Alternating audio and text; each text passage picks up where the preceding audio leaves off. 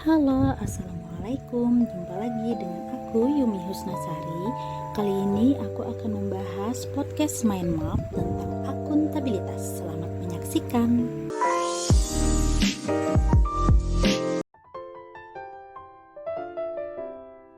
Definisi akuntabilitas yaitu merujuk pada kewajiban setiap individu, kelompok, atau institusi untuk memenuhi tanggung jawab yang menjadi amanahnya, yaitu menjamin terwujudnya nilai-nilai publik.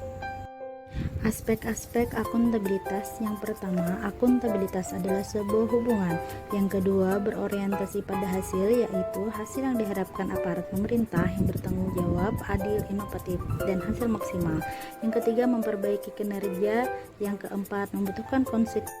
Fungsi utama akuntabilitas publik: yang pertama, peran demokratis untuk menyediakan kontrol demokratis. Yang kedua, peran konstitusional untuk mencegah korupsi dan penyalahgunaan kekuasaan. Dan yang ketiga, peran belajar untuk meningkatkan efisiensi dan efektivitas.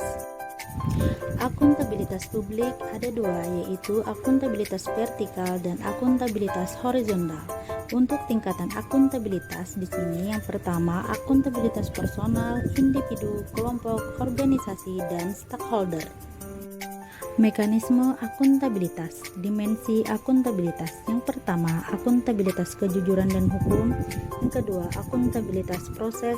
Yang ketiga, akuntabilitas program. Dan yang terakhir, akuntabilitas kebijakan.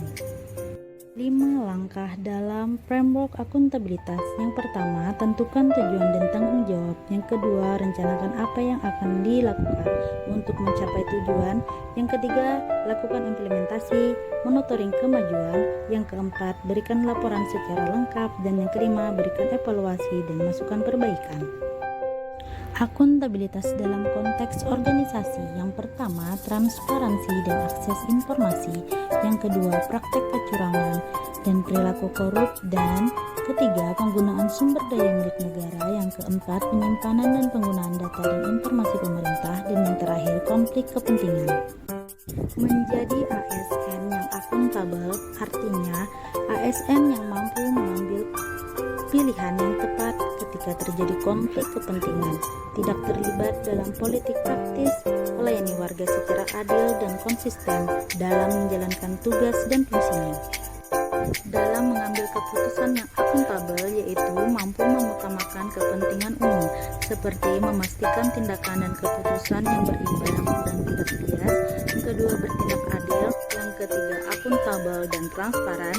Yang keempat, melakukan pekerjaan secara penuh, efektif dan efisien. Yang kelima, berperilaku sesuai dengan standar sektor publik. Yang keenam, sektor publik, etika sesuai dengan organisasi. Dan yang terakhir, mendeklarasikan secara terbuka bila terjadi potensi konflik kepentingan. Terima kasih.